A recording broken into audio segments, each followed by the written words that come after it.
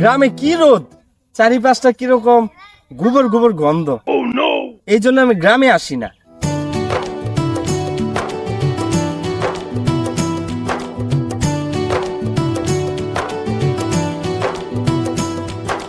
বন্ধু রাখ রাখ, খারাপ পরে হবে না। এ বন্ধু, তুই তো ফর্সা হয়ে গেছো, তোদের সাহেব সাহেব লাগতেছে। তুই যখন দেশে থাকতি, তুই যেমন কালার কালার আসিলি, অন্ধকার মাঝে তোরে খুঁজেই পাওয়া যেত না। আর রাখ বেটা, এই গ্রামে যে রোদ আর যে আবহাওয়া, এর মধ্যে মানুষ সুন্দর থাকতে পারে না, বুঝছস? তুই এটা কি কইলি? এই গ্রামের মাঠে ঘাটে কাদা মাটি 24 ঘন্টা তোর আমার সাথে জড়িয়ে থাকতো। আর তোর বাপে তো 40টা করে ফালতো। তুই প্রত্যেকদিন ঢাকায় করে গোবর মাথা করে নিয়ে তুই খাদা হালাইতি। আর এই কিছুদিন ধরে তুই ঢাকা যাইয়া তুই এনে এই কথা কস। আরে বন্ধু, তুই কি জানোস তোর এই বন্ধুর পজিশনটা এখন কোথায়?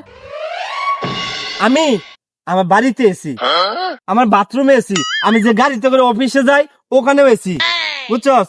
এই গরম পরিবেশে এখন আমি থাকতে পারি না। চল হাঁটি।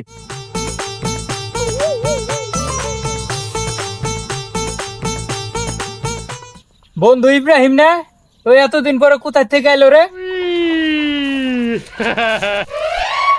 আরে বন্ধু, কি অবস্থা? দাঁড়া দাঁড়া, পরে হবে। আচ্ছা, তুই কোত্থেকে আসলি? তোর শরীর থেকে গোবর গন্ধ আসতেছে।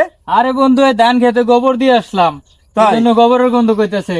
আও বন্ধু দাঁড়া দাঁড়া দাঁড়া, আমি তো আর কিছুদিন আছি, পরে কোলাগুলি হবে না, ঠিক আছে? আমি একটু ব্যস্ত আছি, এই চল।